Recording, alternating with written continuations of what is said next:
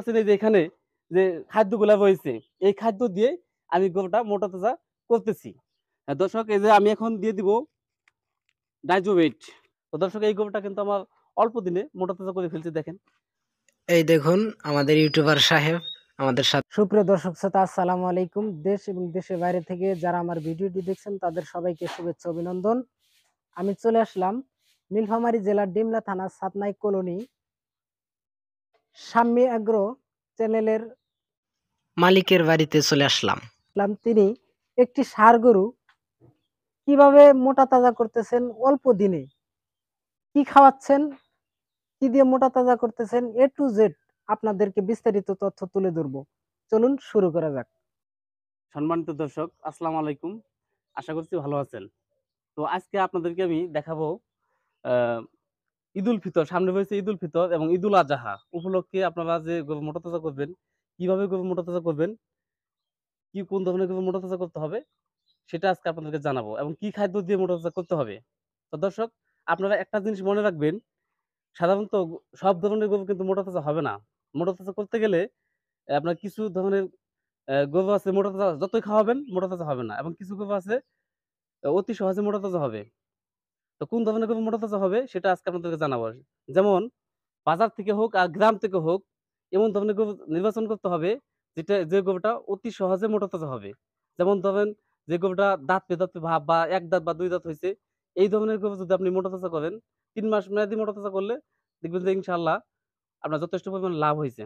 তো দর্শক দেখতে পাচ্ছেন এই যে এই পাশে যে আমার একটা গরু ষাঁড় গরু বাঁধা আছে, সাধারণত এই গরুটাকে আমি অতি সহজে মোটা তাজা করে ফেলছি।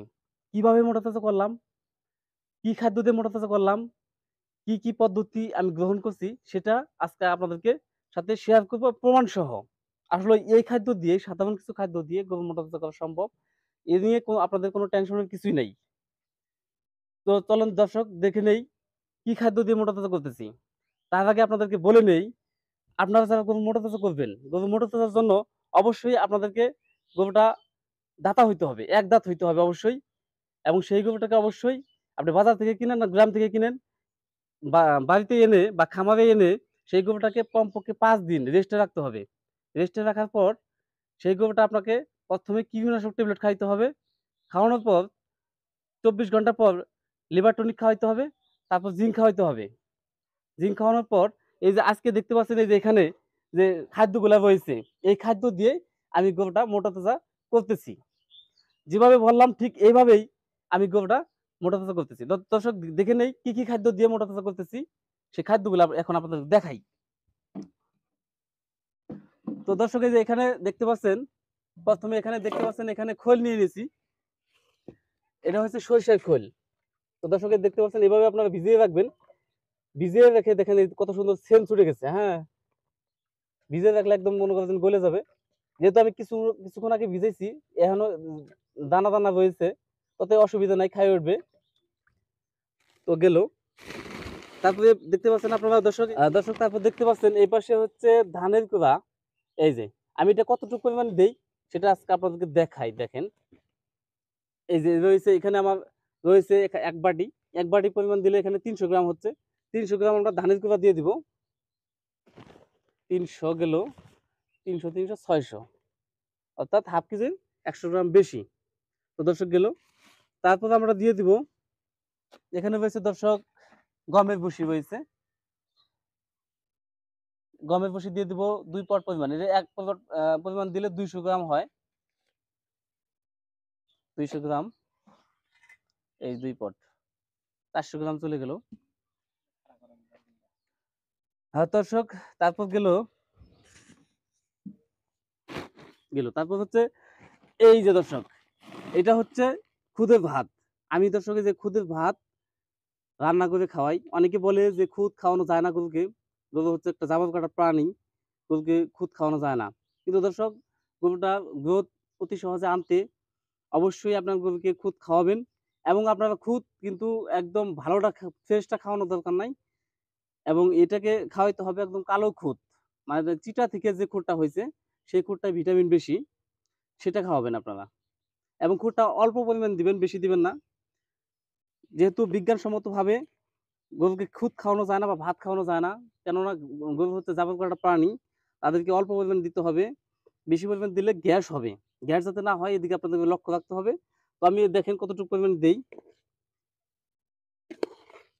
এই যে দিয়ে দিলাম। এতটুকু পরিমাণে দিবেন দর্শক একটা গরুর জন্য। বেশি দেওয়া যাবে না। ১ পোয়া হইতে পারে। হ্যাঁ, দর্শক গেল। তারপর দেখতে পাচ্ছেন এই পাশে আমি দিয়ে দিব লবণ। এই যে মোটামুটি ৫০ গ্রামের মতো হইলেই যথেষ্ট। আর এই পাশে আপনাদের প্রমাণ সহ আর দেখানোর জন্য এটা কিন্তু আমি জিঙ্ক কেয়ারের জার্কিনটা নিয়ে আসছি। আসলে অবশ্যই আপনার গরুকে জিঙ্ক কেয়ার খাওয়াইতে হবে। জিঙ্ক খাওয়াইতে হবে। কেন আপনারা জিঙ্ক খাওয়াবেন? জিঙ্ক হচ্ছে লোমের কাজ করে। জিঙ্ক খাওয়াইলে তো গরুটার পশমগুলা চকচকে হবে। দেখেন প্রমাণ সহ আমারটা দেখেন কত সুন্দর চকচক করতেছে। বইতের মধ্যে বাইন্ধা রাখছি। চকচক করতেছে। কেননা জিঙ্ক খাওয়ানোর কারণে। নতুন পশম গজাইতে সাহায্য করবে। আর এটা হচ্ছে লিভার টনিক। সেটা আপনাদেরকে আবার দেখাইতেছি। এটা হচ্ছে কেমিস্ট কোম্পানির। আর এটা হচ্ছে এসকেপ কোম্পানির জিঙ্ক কেয়ার। তো দর্শক তারপর দেখতে পাচ্ছেন এই যে ফিট। ফিট দিয়ে দিব আমি ১ পট পরিমাণ ৩০০ গ্রাম। ৩০০ গ্রাম দিয়ে দিব। ৩০০ গ্রাম একটু বেশি দিয়ে দিব। গেল। এটা হচ্ছে দর্শক এসিআই কোম্পানির মিটমোট ক্যাটল ফিট। এটা আমি খাওয়াচ্ছি। এটা ফলাফল ইনশাআল্লাহ ভালো। দর্শক এই যে আমি এখন দিয়ে দিব ডাইজোভেট। এটা হচ্ছে এসিআই কোম্পানির। দর্শক এটা অবশ্যই আপনার গরুকে সপ্তাহে হইলে না হইলে একবার খাওয়াবেন। এই দিয়ে দিলাম ঢাইলে। এটা না হলেও একবার খাওয়াইতে হবে দর্শক। এটা হচ্ছে এটা খাওয়াইলে গরুর পেটে গ্যাস হবে না। আপনি যে আমরা যে গরু মোটা তাজা করতেছি এগুলো মোটা তাজার জন্য যে খাদ্যগুলো খাওয়াইতেছি এই খাদ্য খাওয়াইলে অবশ্যই গরু গ্যাস হবে। যেমন এই খুদের ভাত অন্যান্য যে খাদ্যগুলো রয়েছে একটা আইটেম বানাইলাম এই খাদ্য দিয়ে খাওয়াইলে গ্যাস হবে। গ্যাস যাতে না হয় এই জন্য আপনারা প্রতি সপ্তাহে একটা করে ডাইজোভেট খাওয়াবেন বা জাইমোজেন খাওয়াইলেন সেটাও রয়েছে। কিন্তু এটা এসিআই কোম্পানি একটু দাম বেশি। এটা আমি নিয়ে আসছি প্রতি সপ্তাহে একবার দেই। তো দর্শক এখন এই যে এই খাদ্যটা আমি কিভাবে মিক্সড করব, কিভাবে কতটুকু পানিতে মিক্সড করব প্র্যাকটিক্যালি আপনাদেরকে প্রমাণ সহ দেখাবো। দর্শক চলেন দেখে নেই কিভাবে মিক্স করতে হয়। দর্শক এখন খাবারগুলো মিশ্রণ করা হবে পানি দিয়ে। দেখুন দর্শক এই যে পানি দিয়ে দিলাম দেখেন কিভাবে কতটুকু পরিমাণে পানি দেই। কতটুকু পরিমাণে পানি দেই সেটা আপনাদেরকে দেখাই। এই খাদ্যটাকে এমন ভাবে মিক্সড করতে হবে বেশি পানি অবশ্যই দেওয়া যাবে না। গরু নাক ডুবিয়ে খাবে এটা কোনো যুক্তি হয় না। এটা কোনো বিজ্ঞান বলে না কিন্তু। বিজ্ঞান বলে গরুর খাদ্যটাকে এমন ভাবে দিতে হবে শুকনো শুকনো করে দিতে হবে। সে চাবায়ে খাবে, মুখ দিয়ে লালা বের হবে। সেই লালা যদি পেটে যায় গরুর হজম শক্তি বৃদ্ধি পাবে। তো দর্শক এই যে দেখেন কিভাবে খাচ্ছে। এই যে গরুটা খাচ্ছে।